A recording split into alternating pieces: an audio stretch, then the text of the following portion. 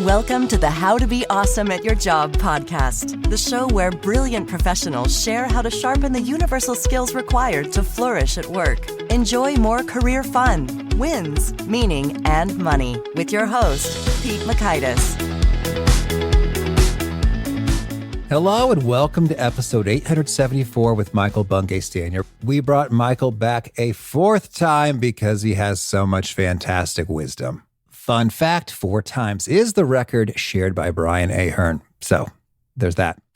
And once again, Michael has got some fantastic questions that he's thought through in depth, that he has battle tested them, he's refined them, and we just get the goods at the end of all of that process of discovery. These 5 questions help you build the best possible relationship, which Michael emphasizes is not the best relationship, but the best possible relationship. And there's a difference. And within that, there is hope. So you'll learn a bunch of stuff, including 1, the key factor that builds and ruins relationships. 2, the way to mend damaged relationships. And 3, the simple question that helps maintain your relationships. So if you want to check out the show notes or the transcript or the links to bits that we've mentioned here, please pay us a visit over at awesomeatyourjob.com/EP874. And while you're at Awesome at Your Job, I recommend you check out some cool stuff like the Gold Nuggets. That gives you summary wisdom written up in an email you can read in about 2 or 3 minutes from Michael. And each episode as the guests go live, as well as opening up the archive, the vault of all of the historical ones.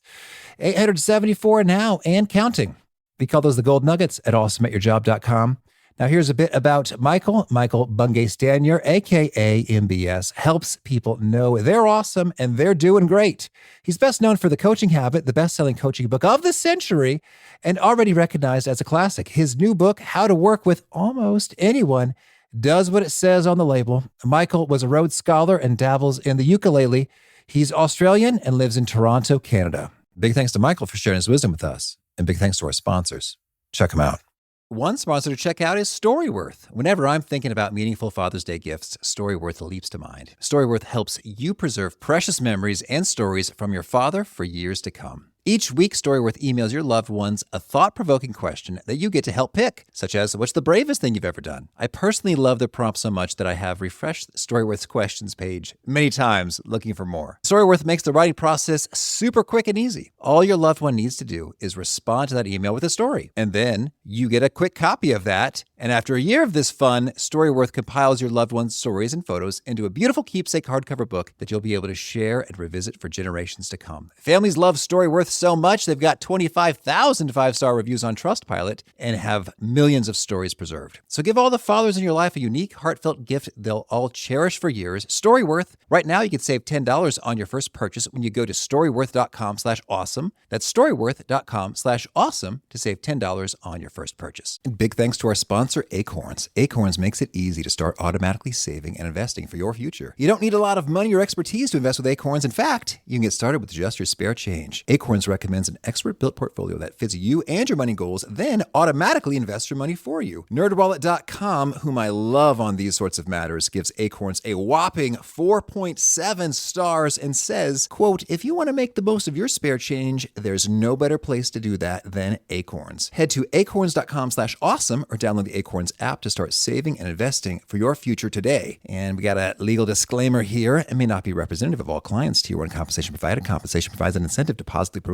Acorns. View important disclosures at acorns.com/awesome. Investing involves risk, including the loss of principal. Please consider your objectives, risk tolerance, and Acorns' fees before investing. Acorns Advisors LLC, Acorns, is an SEC-registered investment advisor. Brokerage services are provided to clients of Acorns by Acorns Securities LLC, member FINRA/SIPC. For more information, visit acorns.com. One sponsor to check out is Harvard Business Review. This brilliant magazine, published at hbr.org, is the leading destination for smart management thinking. Fun fact, HBR has been mentioned in 108 episodes of the show. That's because HBR has great stuff that comes up often. They've got explainer videos, podcasts, real-world case studies, and much more. I think of HBR each night that I put on my special orange glasses. Their article, Will Blue Light Glasses Improve Your Sleep?, revealed that those who wore them reported better sleep and a 7% improvement in work performance as compared to those who wore the sham glasses. So I cite HBR anytime anyone tells me that I look silly wearing them. Now, much of HBR's content is available for free when you sign up at their site. Subscriptions that get you unlimited content cost $10 a month. If you visit hbr.org/subscriptions and enter the promo code AWESOME, you can save 10% off of that subscription. Again, to save 10% off of your HBR subscription, go to www.hbr.org/subscriptions and enter the promo code AWESOME. Now, here's Michael. Michael, welcome back to How to Be Awesome at Your Job. Pete, I'm grateful that you've got a short memory and you keep inviting me back. I am thrilled to be back. Thank you. Oh, me too. Well, you don't give yourself enough credit. You just keep generating more groundbreaking intellectual insights that the world must hear. I do better when the expectations are lowered at the start of the conversation rather than raised, but I'll do what I can to kind of raise to the challenge. But thanks for saying that. Okay, well, let's try again. Well, you threw together some words. Half of it's probably AI, but let's see if we can muddle through this. Thank you. That's perfect. I can do that. I can crush that. You got it.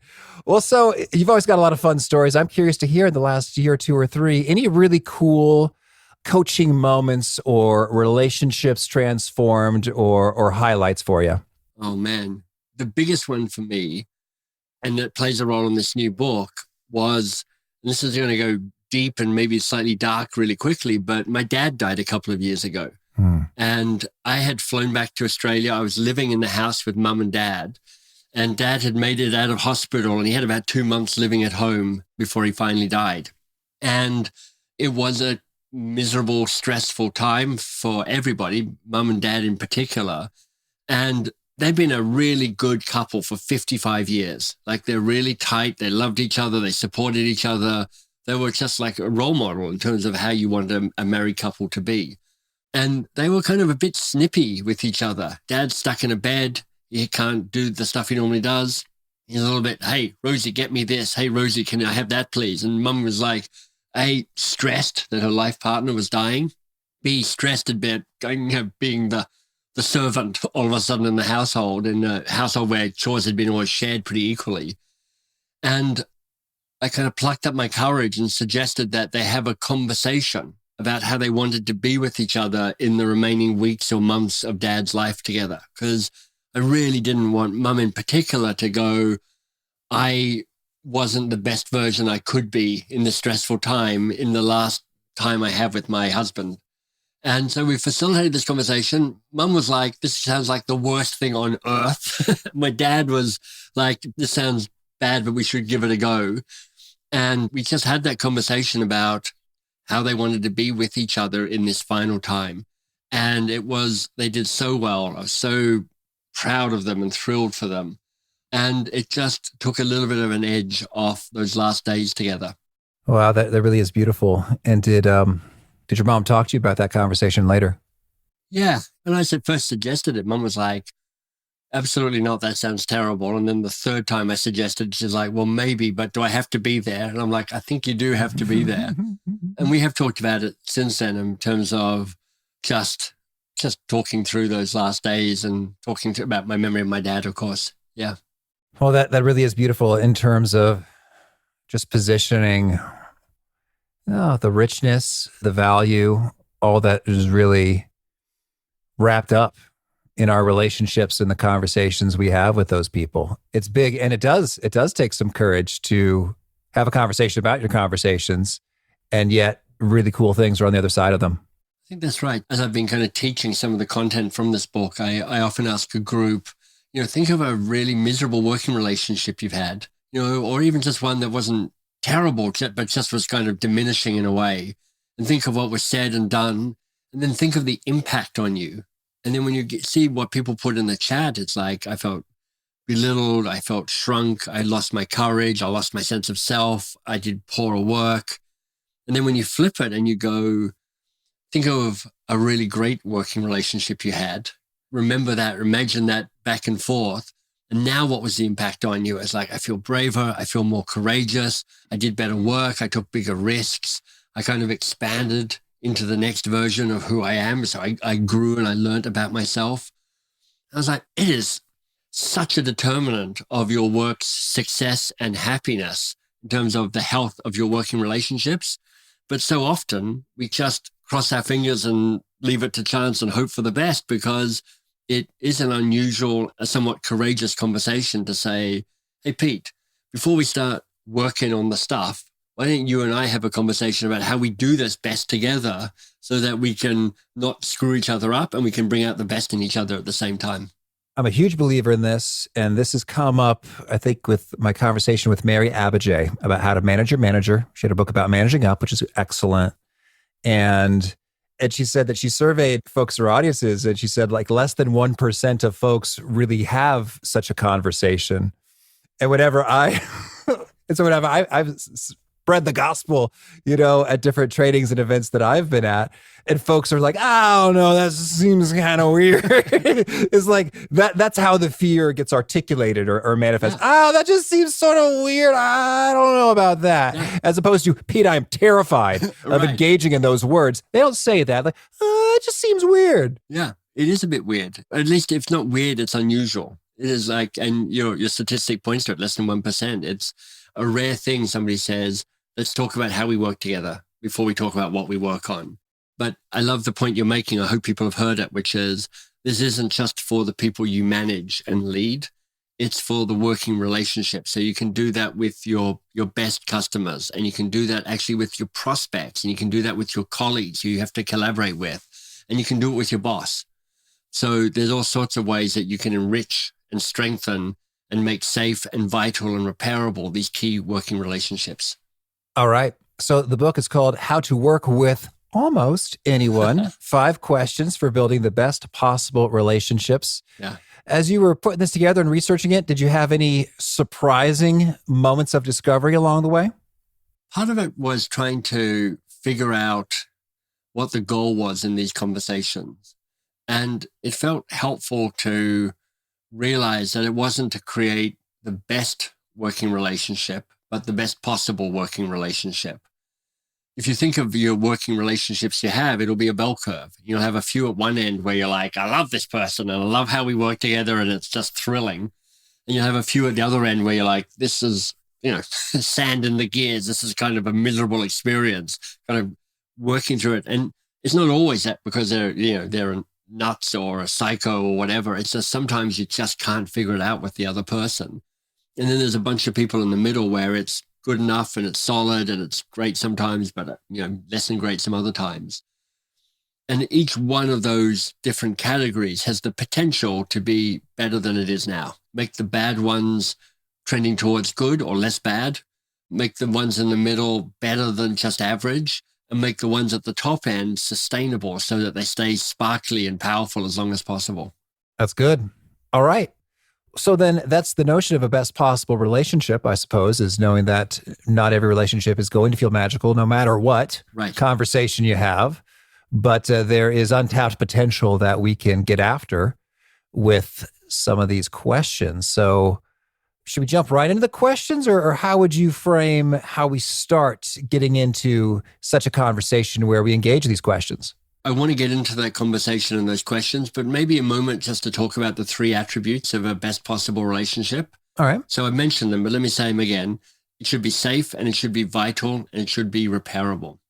And I think one of the interesting things that I've learned is these aren't A plus B plus C. They're not additive. They're in a dance with each other. They're actually in tension with each other. The place to start is safe. And, everybody who's listening to this podcast will have talked about and heard about psychological safety as a kind of key attribute for success. Oxygen and Google, Aristotle, all those projects are like, it's safety that allows people to grow. Amy Edmondson, the kind of the OG in this area, kind of championing and helping us understand what psychological safety means. And that is a sense to kind of move away from fear, just be able to say, I can say what I need to say. I can show up as who I am without that fear. It's kind of ironic that Amy Edmondson is researching and teaching about safety, and yet she's a gangster. Is. I hadn't thought of it. I should. I know. I love the verbiage. I'm just joshing with you. We had her on the show. She's great. And it's a fair assessment. She is, you could call her the grandmother as well. But OG is hits me in my Danville, Illinois roots. There we go. She blurbed the book, and I said, Amy, can I call you the OG of psychological safety? And she's like, I don't know what that means. I'm like, I'm not sure what that means. I think it means original gangster. I think that's what it means. And she's like, maybe call me Harvard business professor. And I'm like, sure. Okay, we'll go with that. I totally get that. All right. But in balance with safety is vitality.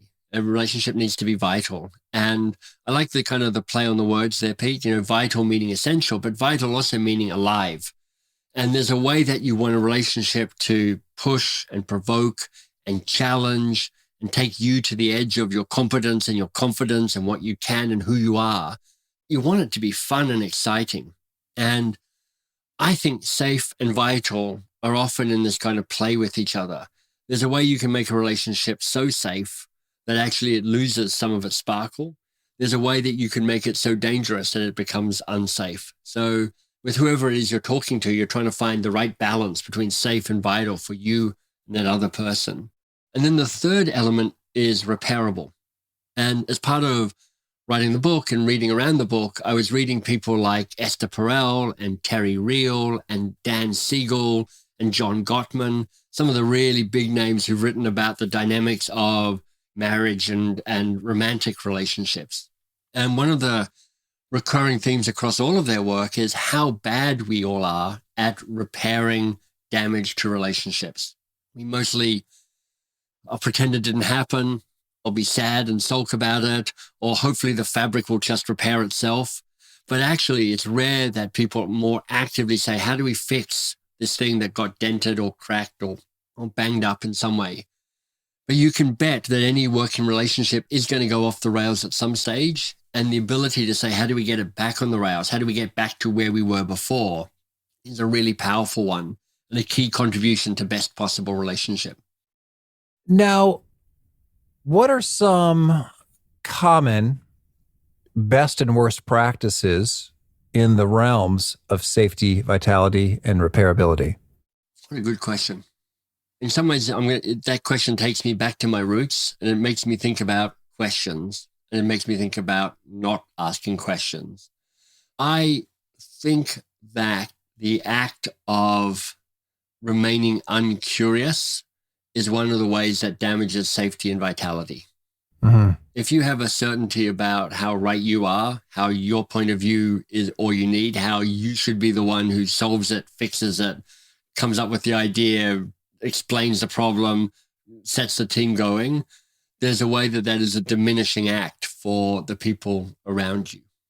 And I think one of the other things that's diminishing or can detract from vitality, it is an inability to see them for who they are and be curious about who they are. And the question I suspect that could be most powerful for unlocking a sense of what vitality might mean is, what do you want? What do you want? Is one way of coming at, who are you? I mean, who are you over there?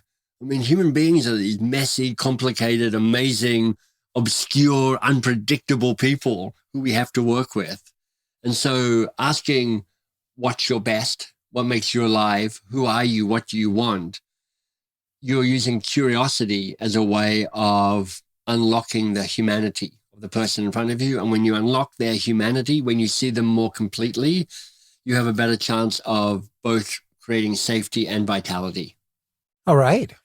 So when it comes to being a relationship being repairable, I mean, I could think it would probably be good to say, apologize, from time to time when you screw up, and to maybe just acknowledge and not ignore or hope or pretend that things are just going to get all better. Any other pro tips in the repairable world? The fifth question of the Keystone conversation, the fifth and final question, is how will we fix it when it goes wrong? Because it will go wrong. And there's something really powerful about having a conversation about how will we get round to fix this even before anything bad has happened. And what's interesting is less actually the answers to the question. What's powerful is a recognition that at some stage, something's going to go wrong, something's going to be dented, somebody's going to be disappointed. How will we go about fixing that? And if you and I were having a conversation like, okay, Pete, you and I are working together. We're going to do a joint podcast. It's going to be amazing. You're the lead guy because you're smart and you're handsome and you've got a voice for radio. I'm the tall guy because I'm taller than you. I'll change the light bulbs and make the lighting work. But we're going to work together. And if I go, all right, look, how will we screw this up? And you'll go, when I've worked with people like you, here's where it goes wrong. And here's what I do. And here's what you do. And I'm like, I get that. Mm-hmm. And I'll go, Pete, when I've worked with people like you, prima donnas behind the mic, let me tell you how it all goes wrong. And you're like, okay, I get that. I'm like, okay, so how do we fix that? And I might say, look, for me, if you just come up and say, look, I screwed up, I'm sorry. That's it. That's all I need. I don't need an explanation. I don't need to work it through. I don't need to workshop it. I just need that. With a former boss of mine, we agreed that we'd have what we call an off your chest session. So if I came up to Dave, because he'd done something annoying, I'd say, Dave, I just need to have it off my chest with you. And I'd just get a chance to rant a bit. And we both knew that his job was to sit there and listen, he didn't have to even apologize particularly, but he didn't have to fix it or justify. He just had to listen to it. And it's the negotiation to say, how will we try and tackle this that makes repairability more likely? Okay, that's really cool. All right. Well, so how do we kick off such a conversation? In terms of, I imagine we don't just launch into some questions like, so what's your best? Or what do we do? Well, I think it depends on who you're talking to and what the setup is. I think you almost in an early conversation with some people, you can kind of launch into it. And as an example, when I'm working with a vendor, somebody who's supporting my small business in a way, in that first call, I'll actually say, hey, I want to tell you about this project, but before I tell you about the project or we get into too much detail about it, what does a good working relationship with somebody like me look like? I mean, tell me what makes for a really good client. And then let me tell you what makes for a really good vendor. And then, how will you screw up this relationship? Now, let me tell you how I'll screw up this relationship. So how will we fix it? So there is a way that you can kind of plunge into it. I will tell you that when I do this with vendors, you can see their eyes are widening a bit. They're like, what's going on here? But it allows me to have an interaction, a transaction that has a chance of being the best version that it can be. But if you're working, say, with somebody on your team, you might choose to do this in a slightly different way. You might provide a little bit of setup. And I think it's as simple as, dropping them a note on Slack or an email or something to say, hey, I'd like a conversation about how we can best work together. Are you up for that? Mm-hmm. It's hard to say no to that invitation because it's like, yeah, I'd like to know how we can best work together as well. You can go deeper than that if you want. You could say, look, here are the 5 questions I think could be useful. I'm going to do some thinking about it and preparing my answer for that. If you have a chance to do that as well, so much the better. Because it is true that everybody will have some first answers to the 5 questions. It's also true that if you've thought about it and you do some of the exercises that are in the book that will deepen and make more subtle and more nuanced your answers, that's going to make for a better conversation as well. Mm-hmm. Well, let us discuss these 5 questions. Yes. Lay it on us. So the first one is the amplify question. And the way it's written in the book is, what's your best? I've been thinking about it since the book was been written and created. I'm like, I'm not sure that's exactly the best phrasing of it, but I'll tell you what's behind it, Pete. I didn't want to go, what do you do best? I didn't want to ask, what are your strengths? I wanted a more general, holistic sense of who are you at your best? Tell me what you look like when you're in full flow, when you're working to your strengths, when you're loving the work, and where you contribute best. What does that look like? And one of the nuances within that is, for instance, teasing apart what are you good at versus what are you fulfilled by? Because there's also a way that what happens in our organizational life is we collapse thinking that just because somebody's good at it, they must enjoy doing it. And as we all know, we've all got something in our kit bag where we're like, I'm pretty competent, but man, this task sucks the life out of me. I don't want to do that. But that's a really powerful start, which is like, let's just talk about what's our best. What's your best, Pete? What's my best, Michael? And now we know the best version of each other, the strengths that we should be leading in with. Yeah, that's cool. And I've heard, I think we had Dan Cable won some awards for a rockin' scientific paper for a very simple intervention that involved just that. Right. New employees sharing that and then just unlocked all kinds of things. Like, wow, that's a pretty good ROI for a little exchange of information. Exactly. And then the second question after that is about your patterns and your preferences. It's the steady question. Because over the time, we've all built up the ways we work and the ways we like to work. And that is everything from the rhythm of our days. I'm a morning person. I'm an afternoon person. I'm not a lunch person. It's the technology that we tend to default to. Like, I'm not a Slack person. I am a Slack person. Don't ever leave me a voicemail. It's right down to kind of identity stuff around what's my name? What's not my name? Like, my name is Michael Bungay Stanier. It's a real mouthful. When I got married, I took my wife's name and it became Bungay Stanier. It doesn't have a hyphen in it, which only complicates it. So people are like, are you Michael Stanier? Are you MBS? And does that mean that you're running Saudi Arabia? It's like, it's a different MBS. Are you Mike? I'm like, I'm never Mike. There are only 4 people in the world that call me Mike, and it's my brothers and their wives. That's it. I'm best as Michael. And in fact, before we hit record, you're like, what should I call you? Is it? Even though we've interviewed before. Exactly. And I really appreciated that, because there was this little moment around what are your practices and what are your preferences? It's like we're having that conversation now to set this up, because just imagine we're halfway through this interview. You've been calling me Mike the whole time. I'm like, dude, this is a Mike. Sizzle. Yeah. What up? Yeah, that I can go with. I mean, if you led with that, I'd be like, this is the best interview I've ever had. It'd be perfect. So that's the second one, which is like, let's exchange information about how we best work so that we can just start spotting the stuff where we're like, we're well synced on that, and the stuff where we're like, we're kind of out of sync on this. How do we want to manage this between us? Okay. So it's a steady question. What are your practices and preferences? This time of day, communication, technology. All right, let's hear the next. So the third and the fourth question are, they're kind of a matching pair, dark side and light side. And they're called the good date and the bad date question. The good date question is, what can we learn from past successful relationships?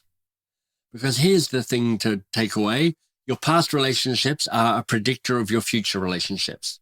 Even though I know your past relationships were in a certain context with a certain person, with a certain thing going on, a lot of the patterns that play out will play out again, dollars to donuts. So the first thing to talk about is like, when it's been really great, what happened? What did you do? What did you say? What did you not do and not say?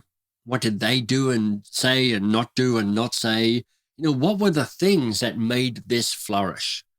And then you answer it, and then they answer it, or vice versa. But what a gift to know that this is the context, this is the way to make this person really flourish.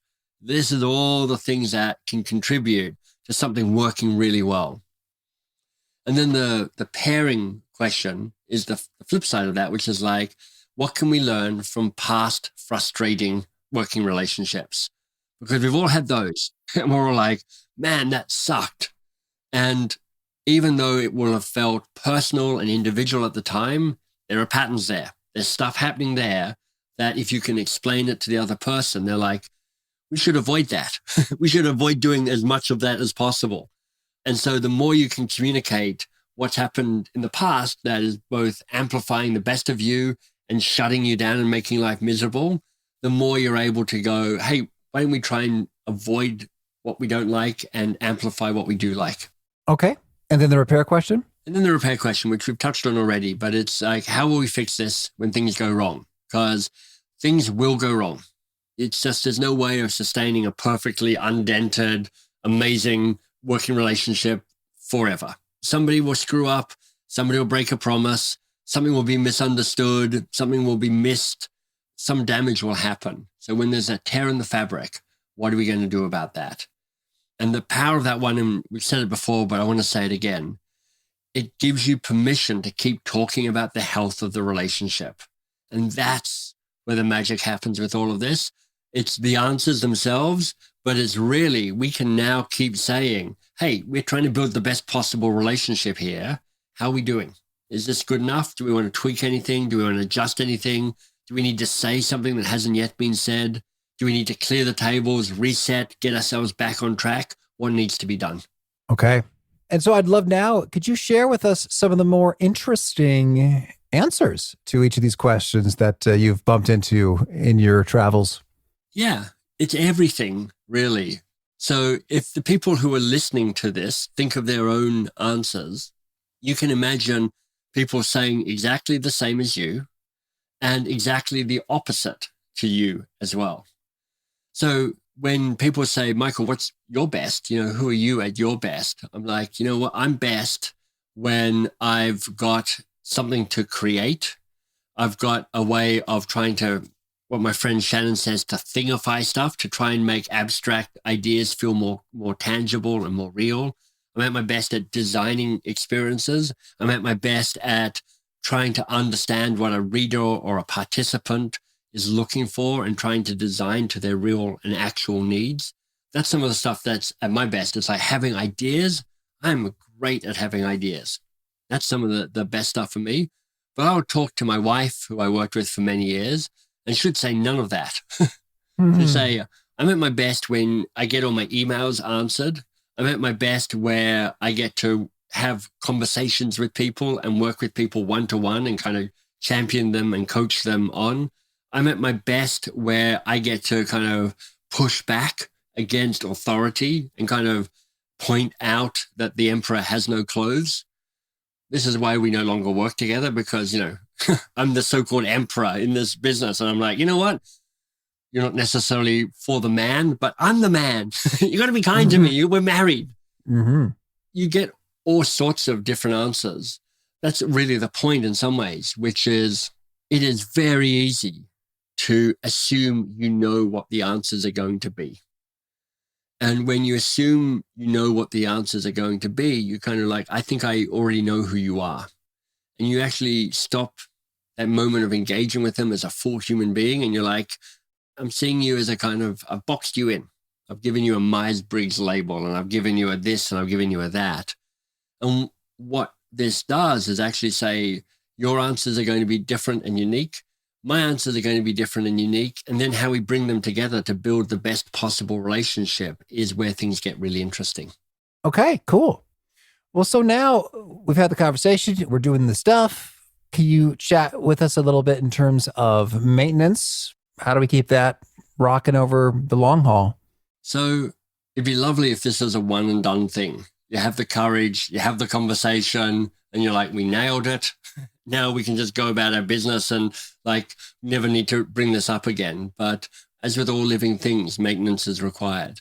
So there is a way to say, how do I best stay present and active in this relationship? How do I stay open to doing what I can to keep it alive? And if I was to name a single thing to do around this, Pete, it would be to ask the question, hey, how are we doing? It's to actually just move out of the hurly-burly of all the everyday stuff that needs to get done and say, before we plunge into all of the tasks and all the to-dos, because there's always an endless amount of work to be done, let's just have a conversation and check in on how we're doing. What's working for you? Here's what's working for me. What's not working for you? Here's what's not working for me. What's one thing we can do differently to improve the way we're working right now?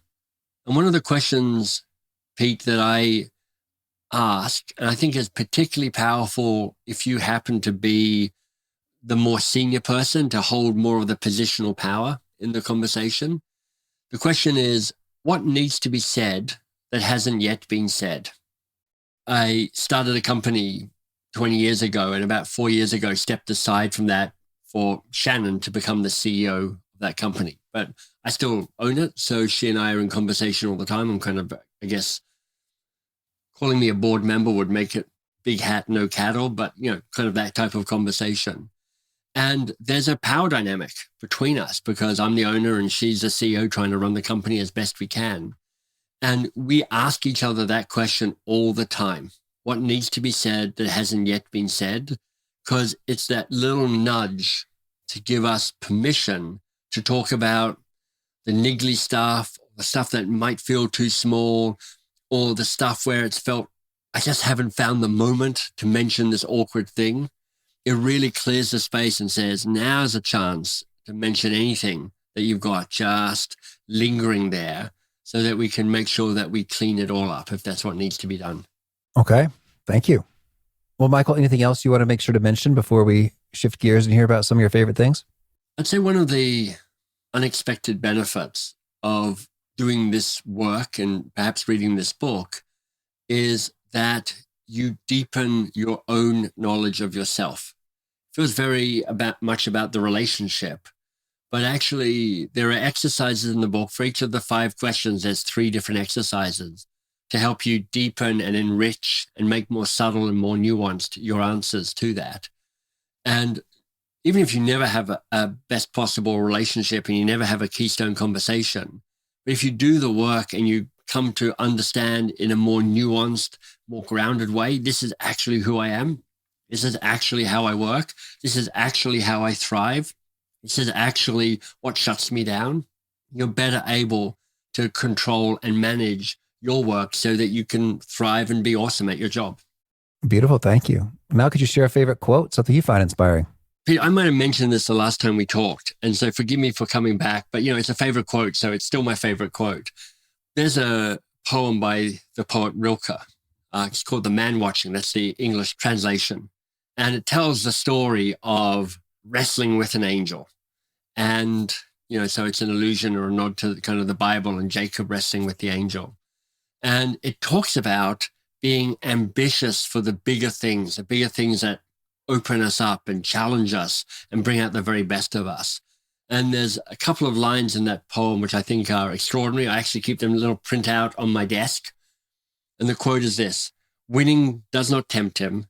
His growth is to be the deeply defeated by ever greater things." Mm-hmm. Yeah. And this idea of hoping, I hope this for me and I hope it for others, but I hope I still have the courage to seek ever greater things and be deeply defeated by that. That's what I'm hungry for. Okay. And a favorite study or experiment or bit of research? There's a book I'm reading at the moment by Ed Young, and it is about how animals experience the world. And so this is a little bit kind of sideways angle into this, but we as human beings tend to assume that animals mostly experience the world kind of like we do. We tend to project the way we kind of are embodied in this world onto all the animals around us. And nothing could be further from the truth. As a very kind of slightly pedestrian way of talking about it, if you think of zebras, depending on how you want to pronounce it, and their black and white stripes, when you ask most people, why are zebras black and white striped? They'll go, well, it's camouflage. It helps them blend in so they can hide from the predators. But actually, lions have eyesight that is so short-sighted that they can't see the stripes in a zebra. They just see it as a kind of gray donkey. And in fact, the stripes of a zebra are there to confuse the tsetse fly so that they don't get bitten by these flies. And as I've been reading this book in bed at night, every 3 pages, I'll say to my wife, "Oh my God, did you know?" "Oh my God, did you know?" As I keep hearing about how animals just experience so much more of the world than we do in a way that we can barely even imagine it. And why I bring it up is because even on a human-to-human level, the person across the table from you experiences the world in a way that you don't fully understand. And it's so easy for us to just kind of think, I know who they are, and I know how they're feeling, and I know what they think because that's who I am and how I feel and how I think. And this ability to stay curious about who is that other person and how do they see and feel the world opens up that ability for a more human-to-human connection and relationship. Gotcha. And a favorite book? Nonfiction. My favorite book is Bill Bryson, A Short History of Nearly Everything. Bill Bryson, as a writer about science, he has this ability to make the world feel miraculous. Because not only does he kind of make science less dusty, less boring, and kind of have the life get sucked out of it in high school for us, but Bryson has this ability to say, look, this is amazing. And look what these people are discovering about our world. And then on a fiction level, there's an Australian author called David Malouf. And one of his very first books was called An Imaginary Life. It tells the story of Ovid, the Roman poet, getting exiled to the shores of the Black Sea as it is now. And it talks about him unlearning his urban ways and finding a new language and a new way of being on the edge of civilization. And this integration between head and heart and the mind and the senses is a really powerful journey. And a favorite tool, something you use to be awesome at your job? I love the pens from Baron Fig. I've got one on my desk here made out of copper.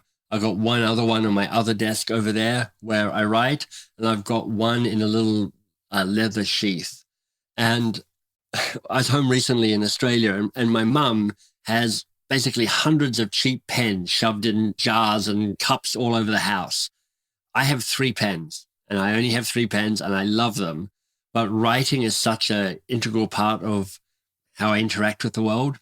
Not just writing my books, but kind of checking in with my journal most mornings, that having a pen that brings me joy is an essential tool for me. Mm-hmm. And a favorite habit? Making my wife coffee in the morning. Like, we both like coffee. I have espresso. She has an oat milk flat white. But it's the joy of the taste and the smell of really good coffee. But it's also the joy of being of service to my wife. Is there a key nugget you share that really seems to connect and resonate with folks? They quote it back to you often, retweet it, etc. In the Coaching Habit book, I said, look, you could sum up this whole book as a haiku. And I'm going to misquote it slightly, which is ironic, but it says something like, stay curious longer. Your advice is not as good as you think it is. And your advice is not as good as you think it is what I hear often from people. Okay. And if folks want to learn more or get in touch, where would you point them? You can find more about me in general at my website, mbs.works. And if you're interested in the book, bestpossiblerelationship.com. And do you have a final challenge or call to action for folks looking to be awesome at their jobs? Yeah, it can feel a little overwhelming to listen to what I've been talking about with you, Pete, and go, how do I do that with all these people? But if you can be the person who reaches out, who says, I'll take responsibility for starting to build the best possible relationship, that is a great gift to you and to them and to your organization. So don't try and do it all, but perhaps pick one person, one key relationship that matters, pick one question of the 5, and start a conversation where it says, how do we work better together? All right. Michael, this has been a treat. I wish you much luck and great conversation. Thanks, Pete. You're a gracious host. I love just about everything Michael had to say. And my top takeaway here is to actually do it. I know from the Mary Abijay conversation that I've shared with people, episode 275, check that out. People can feel a bit reluctant at times to have these conversations, to ask these questions because it's, quote, weird. And to that, I would encourage you further and say, it's only weird because you haven't done it yet. It's weird by definition because it's new, it's different. And yet I could tell you on the receiving end of these conversations, I am just tickled pink that the person brought up these questions. And I just think they're fantastic and all the more awesome at their job. And all the more keen on them. So only good things tend to come from this. And if they don't, let me know. I'm curious. Email me, pete@awesomeatyourjob.com. How can this go poorly?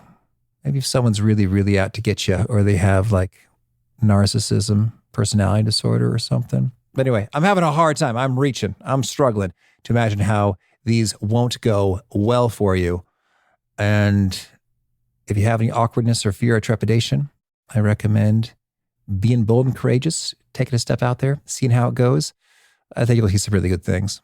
Again, the show notes, the transcript, and the links to items that we've referenced are at awesomeatyourjob.com/EP874. I hope to catch you next time, and peace. Thanks for listening. To get the most out of the show, we recommend 2 key things. First, check out the extra resources at awesomeatyourjob.com. You can find this episode's transcript and links, as well as the perfect episode for your situation. You can search the full text transcripts of hundreds of episodes or explore episodes tagged by topic and competency covered. Second, subscribe to the podcast and get future episodes automatically. You can subscribe by telling Siri and several other smartphones and speakers, subscribe to the How to Be Awesome at Your Job podcast, or by tapping subscribe in your podcast player of choice. If you'd like some extra help figuring out podcasts and how subscriptions work, visit awesomeatyourjob.com/subscribe for guidance. Hope to catch you on the next episode of How to Be Awesome at Your Job. 1, 2, 3, 4. Those are numbers, but you already knew that. If you want to know what number you're going to pay each month for your car, use Kelley Blue Book My Wallet on Auto Trader. They're really good at numbers. Auto Trader.